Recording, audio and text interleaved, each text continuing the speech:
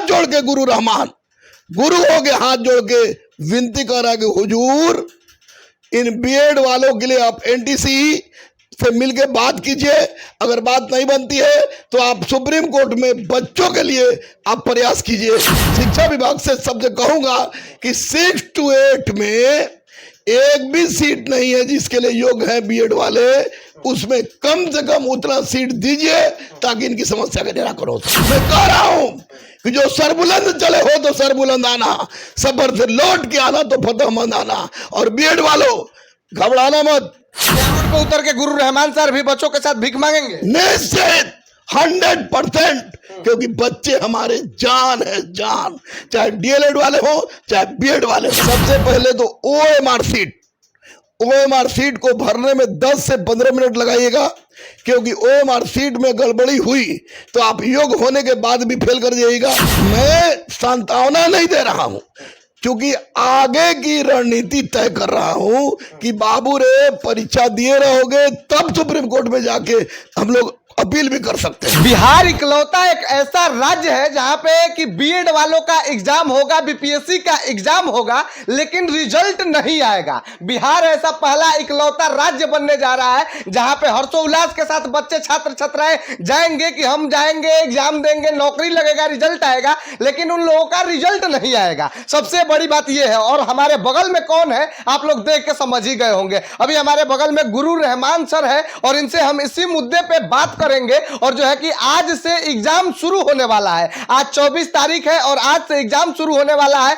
आप लोग कैसे तैयारी करके जाइएगा, क्या तैयारी करके जाना है और क्या क्या कठिनाइयों का सामना करना पड़ेगा, सारा बात होगा आज गुरु रहमान सर के साथ। तो पहले तो सर आपका बहुत बहुत स्वागत है। धन्यवाद धन्यवाद धन्यवाद।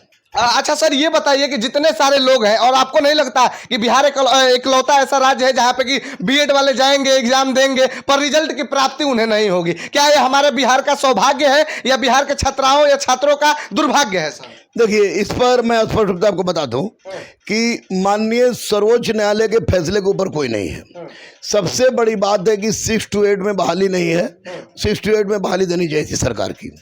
और एक बात मैं आपके चैनल से तमाम बीएड धारकों का बोल रहा हूं, वो परीक्षा शुरू हो रही है, वे परीक्षा दें, क्योंकि माननीय अतुल प्रसाद जी ने स्पष्ट रूप से कह दिया है कि सुप्रीम कोर्ट चूंकि अभिलेख न्यायालय, हम भी जानते हैं, आप भी जानते हैं, अभिलेख न्यायालय अपने फैसले पर पुनर्विचार करती है। तो अगर बीएड वाले परीक्षा देते हैं तब ना सुप्रीम कोर्ट में भी जाएगा। तो मैं बीएड वाले को यही कह रहा हूं कि आप लोग परीक्षा दीजिए। अब परीक्षा देने के बाद हम लोग सुप्रीम कोर्ट में एक याचिका दायर करेंगे। याचिका सुप्रीम कोर्ट निश्चित रूप से अभिलेख न्यायालय होने के कारण पुनर्विचार करेगी और आपको भी मौका मिल सकता है।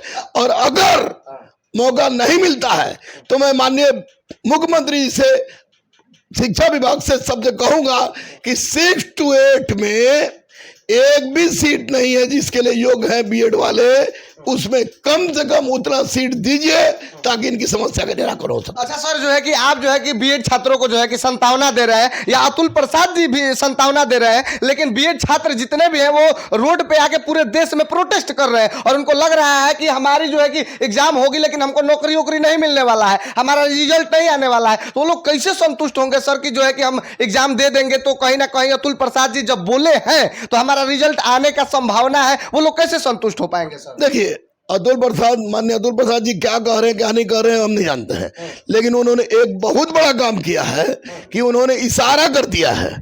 सुप्रीम कोर्ट अभिलेख न्यायालय है, आप जान रहे हैं, और सुप्रीम कोर्ट ने बहुत मामलों में अपने निर्णय पर फिर से पुनर्विचार किया है। तो मैं सांत्वना नहीं दे रहा हूं, क्योंकि आगे की रणनीति तय कर रहा हूं कि बाबू रे परीक्षा दिए रहोगे तब सुप्रीम कोर्ट में जाके हम लोग अपील भी कर सकते हैं। परीक्षा दीजिएगा ही नहीं तो फिर लड़ाई किस चीज की? और रही बात शिक्षकों का रोड पर आने का, तो ये तो सरकार को मौका मिल जाएगा, क्योंकि शिक्षक हैं और ये रोड पर आ गए हैं, उनको गुंडा कह के बाहर कर दिया जाएगा। इसलिए हाथ जोड़ी भी है, रोड पर प्रोटेस्ट नहीं, माननीय सर्वोच्च न्यायालय का निर्णय का आदर करते हुए हम लोग रीट दायर करेंगे पुनर्विचार के लिए।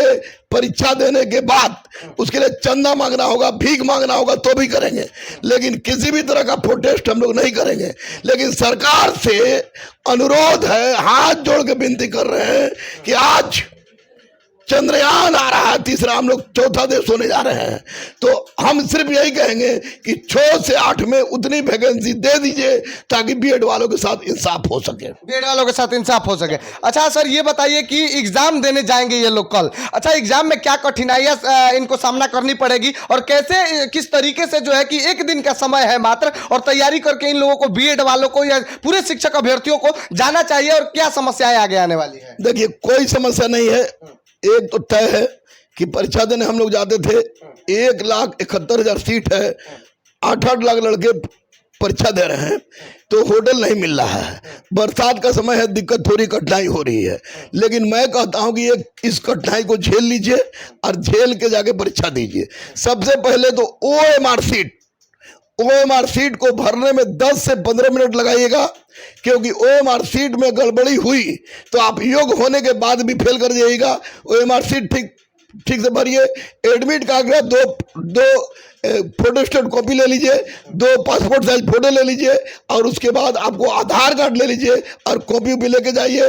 सात्विक भोजन, सामान्य से भी सात्विक भोजन करेंगे, लेकिन मैं मुसलमानों से भी कहूंगा कि बिल्कुल सात्विक भोजन करके जाएं, परीक्षा दे के जाएं। मैं कह रहा हूं कि जो सरबुलंद चले हो तो सरबुलंद आना, सफर से लौट के आना तो फतेहमंद आना। और बीएड वालों घबराना मत, आप लोग परीक्षा दे के आइए। सुप्रीम कोर्ट में, माननीय सुप्रीम कोर्ट के में हम लोग अपील करेंगे। सुप्रीम कोर्ट इस पर पुनर्विचार कर सकती है तो बहुत अच्छी चीज, अगर नहीं करती है तो माननीय मुख्यमंत्री जी आपको 6 to 8 में उतना वैकेंसी दे ताकि बीएड वाले उसमें खप सके, संतुष्ट हो जाएं। और आप लोगों को एग्जाम देना इसलिए जरूरी है कि हमारा हथियार जो है कि तैयार हो जाए सुप्रीम कोर्ट से लड़ने के लिए या इस जुल्मी सरकार से लड़ने के लिए। और अगर आप एग्जाम नहीं देंगे तो हथियार कहां से तैयार होगा और हम आप लोगों के लिए या रहमान सर, गुरु रहमान सर लड़ेंगे कहां से? लेकिन एक सवाल तो करेंगे सर आपसे भी कि क्या ये हमारी जुल्मी सरकार, सोई हुई सरकार, अतुल प्रसाद जो है कि जो भी उनको अच्छा लगा, जो भी अच्छा बुरा जो भी लगा, अतुल प्रसाद लाइव आके कुछ बातों जो है कि बीएड वालों के लिए अच्छे कह के चले गए, लेकिन जो बात सरकार को बोलनी चाहिए सर्वोच्च न्यायालय में, वो बात सर्वोच्च न्यायालय में सरकार जाके नहीं उठाती है, वो सवाल नहीं खड़ा करती है। लेकिन अतुल प्रसाद जो कि बीपीएससी के चेयरमैन है, वो कुछ सवाल करते हैं। क्या हमारी सरकार को ऐसी चुप्पी साधनी चाहिए सर? देखिए, मैं कोई सरकार जुल्मी नहीं होती है, सुप्रीम कोर्ट से ऊपर कोई नहीं है। सरकार निश्चित रूप से, मैं इस मामले में बोल रहा हूं, मैं किसी पार्टी का प्राथमिक सदस्य भी नहीं हूं, दधीची देदान का उपाध्यक्ष हूं, संपूर्ण शरीर मैंने दान कर दिया है मरणोपरांत। 45 साल की उम्र में 56 बार ब्लड दान किया है मैंने और नियमित रूप से मैं करता हूं। जब तक जिंदा रहूंगा, जब तक देने लायक रहूंगा, ब्लड दान करूंगा।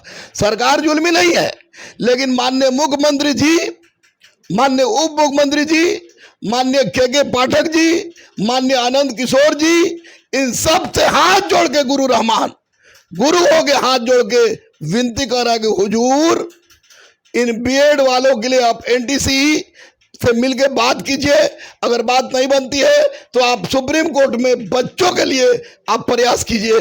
निश्चित रूप से बच्चे पर बहुत बड़ा उपकार होगा, बहुत बड़ा उपकार होगा, बहुत बड़ा उपकार होगा। और गुरु रहमान सर हमेशा जो है कि बच्चों के लिए खड़े रहते हो, शिक्षक अभ्यर्थी हो या दरोगा वाले हो, पुलिस वाले, कोई भी हो, लेकिन पढ़ने वाले लड़कों के लिए गुरु रहमान सर हमेशा खड़े रहते हैं और लड़ाई भी लड़ते हैं। उसके लड़ाई लड़ने के बावजूद जो है कि गुरु रहमान सर पे कई बार सरकार और पुलिस प्रशासन उठा के लेके भी जाती है, तब भी गुरु रहमान सर जो है कि पीछे नहीं हटते हैं और बच्चों के लिए लड़ाई लड़ते रहते हैं हमेशा। अच्छा सर, आखिरी और लास्ट सवाल करेंगे कि बच्चों के लिए क्या सच में आप जो है कि हमेशा जैसे खड़े रहते थे, आज भी बीएड वालों के लिए, शिक्षक अभ्यर्थी के लिए वैसे ही डटे रहेंगे, खड़े रहेंगे अंतिम तक?